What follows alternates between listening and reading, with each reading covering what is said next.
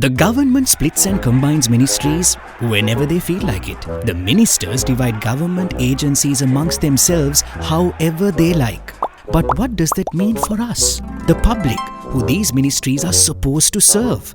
Let's take a look at the Agriculture Ministry as an example. The government that came into power in 2010 established 4 ministries in charge of agriculture. In November that same year, 4 became 7. 3 years later, in February 2013, 7 became 9. The new government that came into power in January 2015 reduced the number of ministries to 3. By September the same year, they increased it from 3 to 6. This kept going on and didn't stop there. You're probably wondering why this is such a big deal. Let me now show you why this is a problem. Jayasena is a businessman in the agriculture sector. In April 2010, he handed over some documents to the Agriculture Ministry to be approved. In November 2010, there was no response, so he visited the ministry. This is no longer relevant to us. There are 2 other ministries in charge of agriculture now. Go and check with them. After a lot of difficulty, Jayasena managed to find the right ministry only to be told, "We never received that file. Submit a new one." 3 years went by. Jayasena didn't hear anything back after resubmitting the documents. So in 2013, he went back to the ministry to see why there was a delay. Those days we had the authority to give approval for this. After the ministry was split, we can't make a decision on this by ourselves. The other ministries have to agree as well.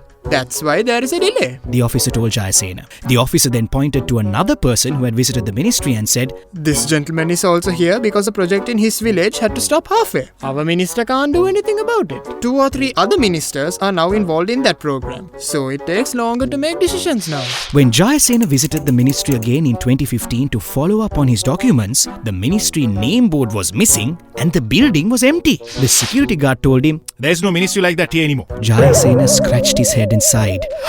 Ayyo, my business. These constant changes mean that a lot of the public's time is wasted. The inefficiency of government services also increases. Not just that, there's also no one that the public can hold responsible for fixing this problem.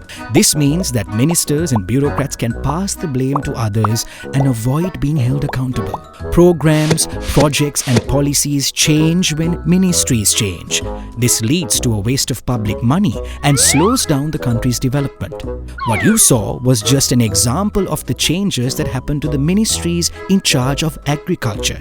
Imagine how many more ministries have been through the same fate. Think for a moment. The splitting and combining of ministries. Who is it for?